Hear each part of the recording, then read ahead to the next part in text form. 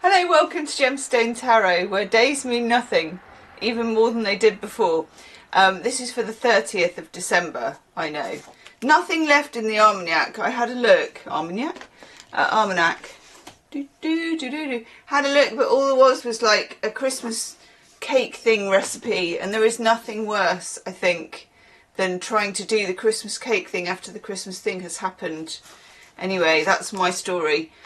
So we're going to have a look at a Parliament of Owls book, and we're going to have a look at a draft of Butlers.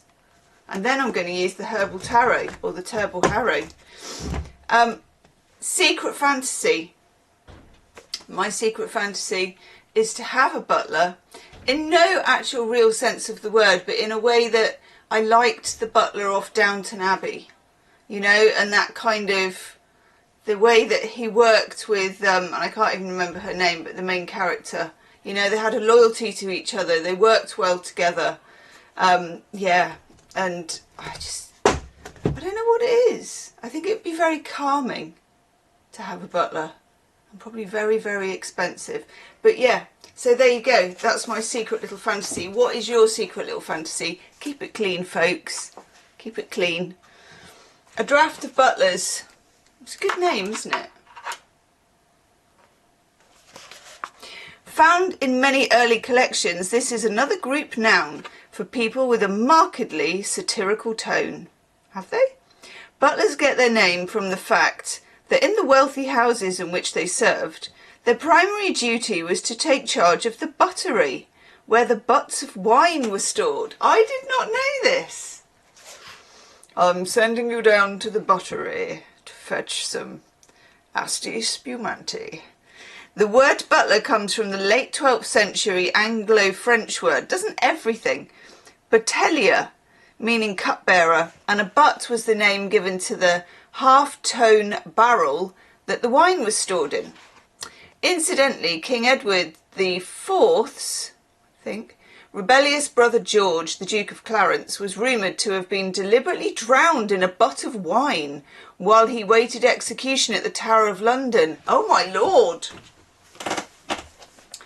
Legend has it he was offered the chance to choose the method by which he would have his demise, and he selected submersion in a rather fine malmsey. A lot of wine was drunk in noble households of the Middle Ages, and the need for careful storage and regular tasting meant that taking care of the wine was a full-time job. It was the butler's responsibility, my butler's responsibility's full-time job would be finding my phone and my reading glasses, by the way. It was their responsibility to select the wines that his master might enjoy, and to do it properly, he usually sampled the wine. I really think you'll enjoy this one. To check its suitability for the fine palates of those above stairs. The draft referred to the tasting sample of wine drawn off for him to taste, and this collective noun seems to be mischievously suggesting the draft might be the butler's favourite part of his job. I would think so. That is fabulous. That's fabulous. What is my butler going to do if I don't have any wine? I'm quite fussy about coffee. Maybe he can make my coffee. Find my glasses. See, I would never have to ask my butler to find my glasses. He would just always be standing there with a salver and just saying, "Your glasses, Mum." Your iPhone. Thank you, Jeeves. Thank you very much. Okay, Herbal Harrow, woohoo! Straight out with the 10 of Cups. Look at that bad boy.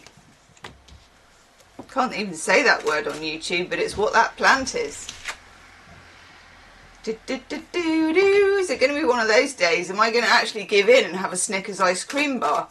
I've been eyeing them up. Like, you know when you've bought something, you're like, don't do it, don't do it, don't do it, don't do it. But it's there in the back of my mind. Do it, do it, do it. So yes, and the 6 of Pentacles. This is very, very nice already. Very, very nice. 10 of Cups, 6 of Pentacles, satisfaction, happiness. Yeah, okay, I'm going to take 4 and then we're going to have a looky-see. Check out your monthly readings, by the way, they're going up. No, I'm not feeling reversals, actually. Okay. 10 of Cups, Mars in Pisces, zippity-doo-dah, lovely, end of the rainbow type scenario. It's kind of satiety, if that's a word, I think it is, where you're happy with your lot. You're like, this is all right, this is, and we've talked about this over the past few days, and it doesn't necessarily mean you got 15 Ferraris in a swimming pool. You know, you're just looking at your little patch and thinking, this is all right. I'm okay. Next to it, what's this one? Hops. There's a lot about alcohol, isn't there, in this reading, and satiety and stuff. So this guy's handing over a little bag of cash here, which is funny because I always call the Six of Pentacles my little bag of cash card. So this is like windfalls, things coming in. It can be a little rebate. It can be a bit of pocket money. It can be an act of generosity on the part of another person, which I'm getting a lot of vibes for, because this is feeling happy and emotionally satisfied. And sometimes, a lot of the times, apart from material things, somebody just being really kind, you know, or paying it forward, or being really kind ourselves and helping someone out is the thing. You know, it can really shape something. It feels like the mending of a fence somehow. So this could be if you've fallen out with somebody, if there's been a bit of a rift, if there's been a bit of jiggery-pokery around the energy exchange in a relationship of friendship or romantic relationship or colleague or whatever, or family. It can be a bit of, you know, I thought you didn't care. Well, I do, type thing. Speaking of which, very heartening, I went to see Marty Supreme last night. Oh, that was good. Gosh, that was good. It was brilliant. So good. So good. Fully recommend.